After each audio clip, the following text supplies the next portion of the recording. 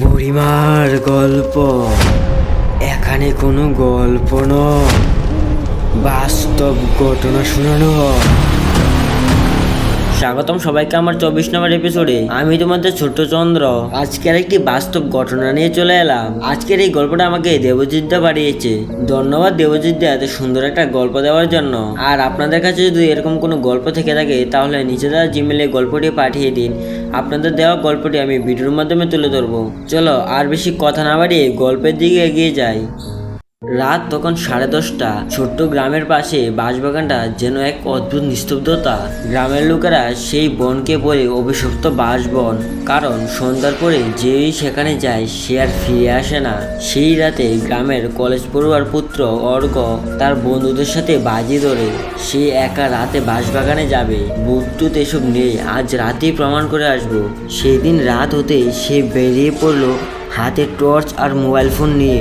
অর্ঘ ভয় পাচ্ছে কিন্তু কিছু করার নেই। সে তার বন্ধুদের সাথে বাজি করেছিল। অর্ঘ হাঁটতে হাঁটতে বাঁশবাগানের ভিতর ঢুকে গেল। কিন্তু শুরুতে ভালোই ছিল, কেবল পাখির ঝিঝি ডাক আর বাতাসের শস্য শব্দ। হঠাৎ সে দূরে দেখতে পেল একটা সাদা ধোঁয়ার মতো একটা ছায়া। অর্ঘের মনে হলো কেউ যেন সেই ছায়ায় দাঁড়িয়ে রয়েছে। অর্ঘ সাহস করে সামনে এগোলো।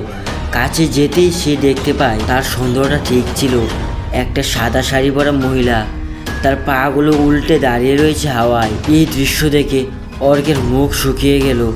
সে পেছন দিকে তাকাতে সে আর ফেরার কোনো রাস্তা দেখতে পায় না। চারপাশটা পুরো কুয়াশার মতো অন্ধকার।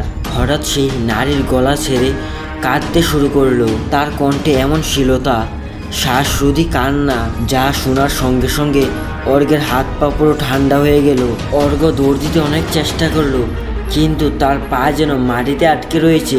তখনই শুনলো সেই নারীর ফিসফিসানির শব্দ, আমাকে খুঁজে বের করো, না হলে তুমিও এখানে রয়ে যাবে। হঠাৎ অর্ঘ দেখতে পেল আকাশে একটা লাল রঙের বৃত্ত আর তার মধ্যে একটা পুতুল। সে পুতুলটার দিকে তাকাতেই তার মনে হলো পুতুলটা যেন তার দিকে তাকিয়ে রয়েছে এবং টিপ মুখে হাসছে। অর্ঘ কোনোভাবে সাহস সঞ্চয় করে সেই পুতুলটিকে হাতে নিয়ে মাটিতে ছুঁড়ে ফেলে দিল। তখনই সাথে সাথে একটা ঝড় উঠল। বাতাসের মধ্যে থেকে কি যেন একটা ধারালো অস্ত্র এসে অর্ঘের মাথা আলাদা করে দিল।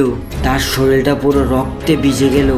সেই পুতুলটা তার মাথাটা হাতে নিয়ে সেখান থেকে রক্ত খাচ্ছে। পরদিন সকালে অর্ঘের বন্ধুরা তাকে খুঁজতে খুঁজতে বাঁশবাগানে আসে। অর্ঘের বন্ধুরা তার মাথা শরীর থেকে আলাদা দেখে বয়ে কাঁপতে শুরু করলো। তারা তখনই বয়ে চিৎকার করে সেখান থেকে দৌড়ে পালিয়ে গেল। তারপর থেকে সেই বাঁশবাগানে রাতে একা আর কেউ যায় না। আজকের এই গল্পটা এই পর্যন্তই। আর এই গল্পটা কেমন লেগেছে কমেন্টে জানাবেন। আর আপনাদের কাছে যদি এরকম কোনো বাস্তব ঘটনা থেকে থাকে তাহলে নিচে দেওয়া জিমেলে গল্পটি পাঠিয়ে দিন। আপনাদের দেওয়া গল্পটি আমি ভিডিওর মাধ্যমে তুলে ধরবো। সবাইকে অসংখ্য ধন্যবাদ ভিডিওটা শেষ পর্যন্ত দেখার জন্য।